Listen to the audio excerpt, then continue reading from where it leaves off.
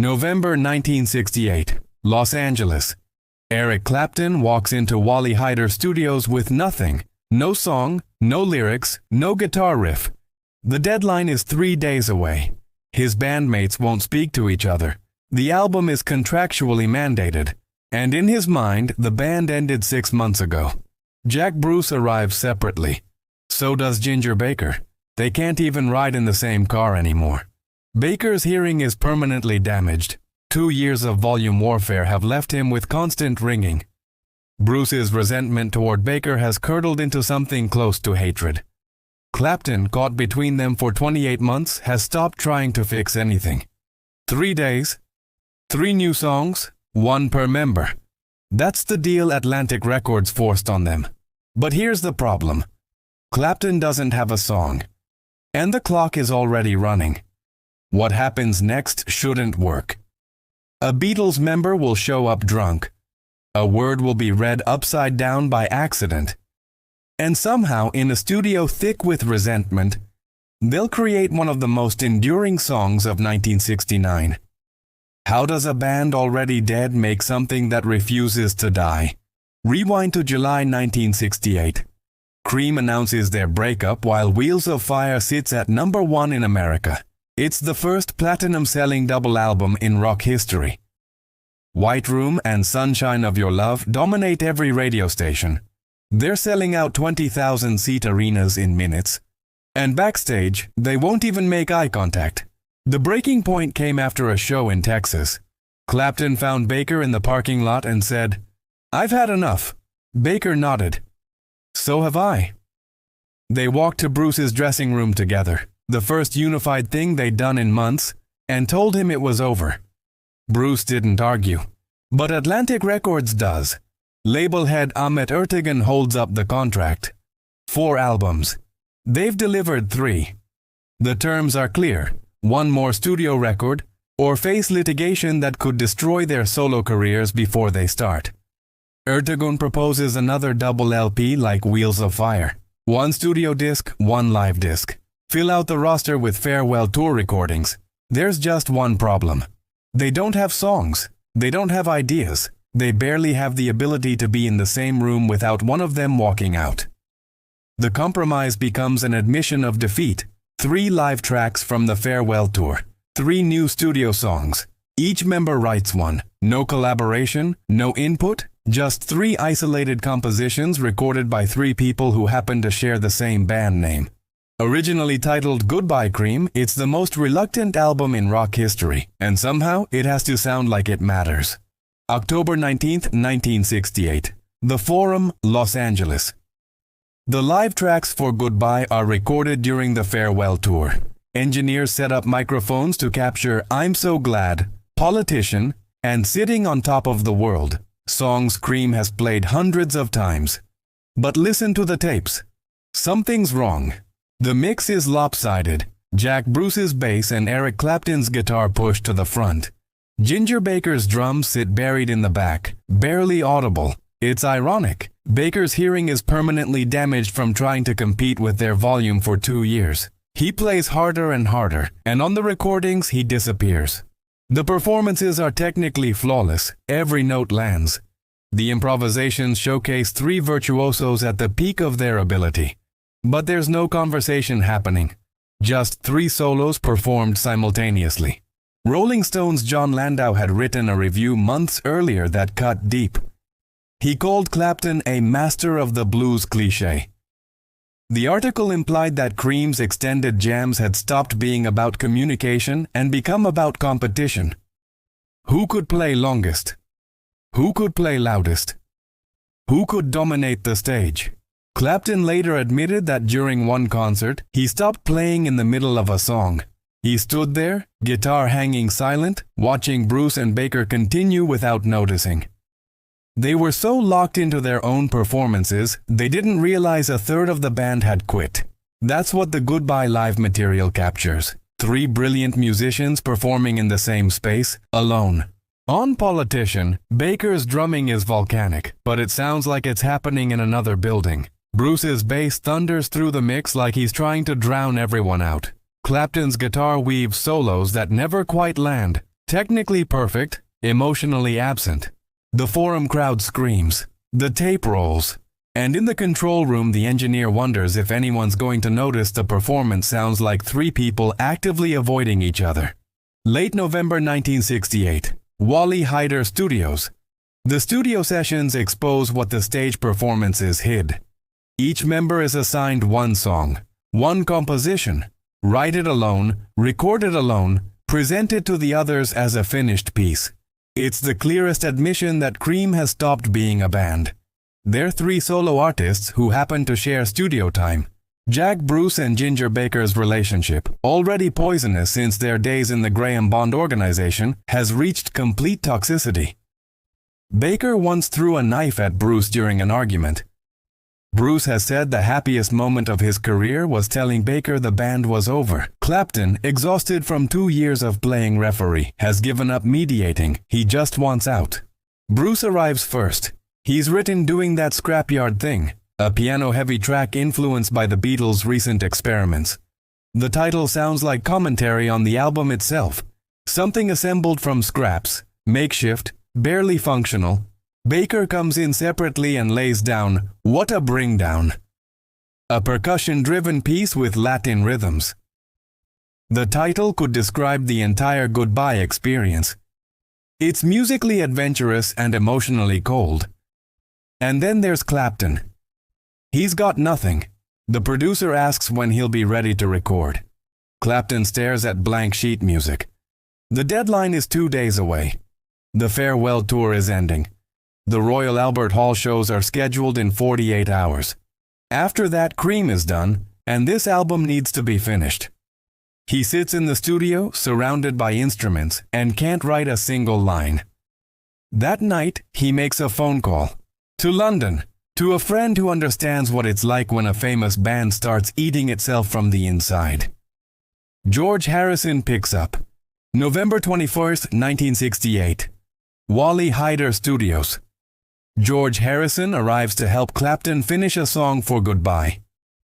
They'd been growing closer throughout 1968, Harrison dealing with the Beatles' internal tensions, Clapton navigating Cream's collapse. Both were caught in deteriorating supergroups. 6 weeks earlier, Harrison had invited Clapton to play the uncredited guitar solo on While My Guitar Gently Weeps. His Beatles bandmates had been indifferent to the song, so Harrison brought in an outsider to shame them into paying attention. It worked. Now Clapton returns the favor. They work quickly, trading ideas across the table. Harrison writes down lyrics. When they reach the middle section, Harrison scribbles bridge on the sheet music. Clapton glances at it upside down and starts laughing. "What's badge?" he asks. Harrison's handwriting, viewed from the wrong angle, has turned bridge into badge. They decide it's perfect. A title that has nothing to do with the song's meaning. Born from a happy accident between friends escaping their respective band dramas. Ringo Starr wanders in, reportedly drunk, and contributes a line about swans living in the park. The lyrics make no sense. They're not supposed to. Harrison plays rhythm guitar on the track, credited as L'Angelo Misterioso, the mysterious angel, because EMI's contracts forbid him from appearing on other labels. The session produces something neither Cream's other albums nor the Beatles' work quite captures. A moment of pure creative relief. No pressure, no expectations. Just two friends making something beautiful while their famous bands crumble around them. Badge becomes the final classic Cream song. Short, melodic, accessible in a way their blues-heavy jams never were. It's everything Cream wasn't trying to be, and it's exactly what they needed. February 5th, 1969, 6 months after Cream's final concert. Goodbye enters the UK charts and immediately shoots to number 1, where it spends 4 non-consecutive weeks battling the best of the seekers for the top position. In America, it debuts at number 107, then climbs to number 2, held back only by Glenn Campbell's Wichita Lineman. The demand is staggering. Interest in the defunct band is so intense that their back catalog surges. Fresh Cream and Disraeli Gears both peak at number 7 on the UK charts in late February 1969, years after their original release. But the reviews are mixed at best. New Musical Express praises Badge as compelling listening and calls the version of I'm So Glad as good as the band has ever recorded. Melody Maker notes the superb form of all three members. Record Mirror is less impressed, calling it a worthwhile souvenir, though nothing super astonishing to fill us with desperate regrets. It's all over. Rolling Stone delivers the harshest verdict. Critic Ray Rizos writes that Cream deserved to depart with a better album. The live songs sound inferior to their studio originals.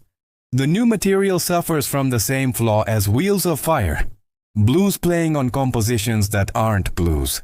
The criticism stings, but it also rings true. Badge is released as a single in March. It reaches number 18 in the UK, number 60 in America. By Cream standards, it's a modest hit, but it endures in a way their longer, louder tracks don't. Radio loves it. Musicians study it. Fans point to it as evidence of what Cream could have become if they'd survived their own talent. The paradox is complete. Their farewell album, assembled from contractual obligation and leftover scraps, becomes a commercial triumph and creative disappointment simultaneously. The aftermath unfolds in three different directions. Eric Clapton immediately forms blind faith with Steve Winwood, Ginger Baker, and Rick Gresh. Yes, he recruits Baker again, despite everything. The attempt to build a more song-focused, collaborative supergroup lasts 11 months. One album, one tour, then it collapses under the same weight that destroyed Cream. Clapton walks away and never tries the supergroup model again. Jack Bruce releases Songs for a Tailor in 1969, launching a solo career that deliberately avoids commercial compromise. He explores jazz fusion, classical composition, avant-garde experimentation. He becomes the most artistically restless of the three, and the least interested in chasing hits. Ginger Baker forms Ginger Baker's Air Force, then moves to Nigeria to study West African drumming. He builds a recording studio in Lagos. He refuses interviews. He becomes notorious for hostility toward fans, journalists, and fellow musicians. When asked years later about Cream, he says, "It was a waste of time. They barely speak for decades." But the real consequence isn't professional, it's personal. In 1993, at the Rock and Roll Hall of Fame induction, they reunite for 3 songs. Backstage, Bruce and Baker stand on opposite sides of the room. They don't make eye contact. When they're forced on stage together, they perform with technical precision and zero warmth. The cameras capture something unsettling. 3 men who created revolutionary music and cannot stand to be near each other. The footage reveals what Goodbye hinted at. The music was extraordinary, but the cost was permanent damage. Baker would later describe the Cream years as agony. Bruce admitted he felt relief, not sadness, when the band ended. Clapton, typically diplomatic, said the band's limitations became its identity. They succeeded brilliantly until those limitations crushed them. And yet, Goodbye sells over 800,000 copies. It's certified platinum. It reaches number 1 in the UK, number 2 in America. An album nobody wanted to make, released after the band had already dissolved, becomes one of 1969's biggest commercial successes. The industry learns a valuable lesson. Farewell tours and posthumous albums can be more profitable than active careers. The critical dismissal doesn't last. By 1978, Paul Gambaccini's poll of 50 prominent rock critics ranks Goodbye as the 148th best rock album of all time. Not Disraeli Gears, not Wheels of Fire, but ranked nonetheless. Proof that it's more than contractual filler. Musicians start paying attention to what critics missed. Badge becomes a case study. The song's restraint, so unusual for Cream, stands out against their reputation for excess. The chord progression is deceptively simple. The melody is economical. It ends before it outstays its welcome. It suggests a creative direction Cream never explored. A road not taken. Critics begin reassessing the entire album through a different lens. AllMusic's Stephen Thomas Erlewine calls it hard, heavy rock with strong moments rather than cohesiveness, noting that the live material surpasses Wheels of Fire's concert recordings. The studio side captures Cream at something of a peak, however brief. The most interesting reassessment focuses on influence. Bruce's "Doing That Scrapyard Thing" and Baker's "What a Bringdown" both show the Beatles' fingerprints, specifically the experimental pop of the White Album and Magical Mystery Tour. Cream, known as blues rock fundamentalists, were absorbing psychedelic pop even as they dissolved. The 1977 concert film from the Royal Albert Hall farewell shows provides context. Audiences can now see what the live tracks on Goodbye capture. Technical brilliance performed by three people who'd stopped communicating. The performances are stunning and empty, virtuosic and joyless. By the 1990s, the narrative changes completely. Goodbye stops being Cream's disappointing finale and becomes a fascinating document of dissolution. An album that accidentally captured the exact moment artistic partnership becomes impossible. Cream's 28-month existence changed rock infrastructure permanently. The power trio format, three musicians generating volume and complexity that typically requires 5 or 6, becomes standard. Led Zeppelin studies them. Rush builds a career on the model. The Police, Nirvana, Muse, all inherit the blueprint Cream established. The supergroup concept, despite Cream's implosion, becomes industry gospel. Every collaboration between established stars for the next 5 decades references their precedent. The formula is simple. Combine famous musicians, generate publicity, tour heavily, dissolve before the novelty fades. Extended improvisation in rock concerts, stretching 4-minute songs into 15-minute explorations, goes from experimental to expected. Progressive rock, jam bands, arena rock all adopt Cream's approach to live performance as transformation rather than reproduction. Goodbye's specific legacy is quieter but equally significant. Badge proved that virtuoso musicians could write concise, melodically sophisticated pop songs without sacrificing credibility. It helped Clapton transition from blues rock deity to singer-songwriter. It demonstrated that restraint wasn't compromise, it was another form of mastery. More cynically, the album's commercial success while the band was defunct established the farewell tour as profitable business model, announce the breakup, play one last series of shows, release a final album, generate maximum revenue from ending. The 2005 reunion, 4 concerts at the Royal Albert Hall, 37 years after Goodbye, proves the template's durability. Bruce has just survived a liver transplant. Baker suffers from severe arthritis. Clapton unexpectedly initiates the reunion, feeling more generous about the past and aware of his bandmates' mortality. The shows sell out in minutes. The performances are strong, professional, free of animosity. But there's no magic. They're accomplished musicians playing the hits, not 3 geniuses colliding in real time. The chemistry that made Cream dangerous, that volume, that competition, that barely controlled chaos, is gone. Jack Bruce dies in 2014. Ginger Baker in 2019.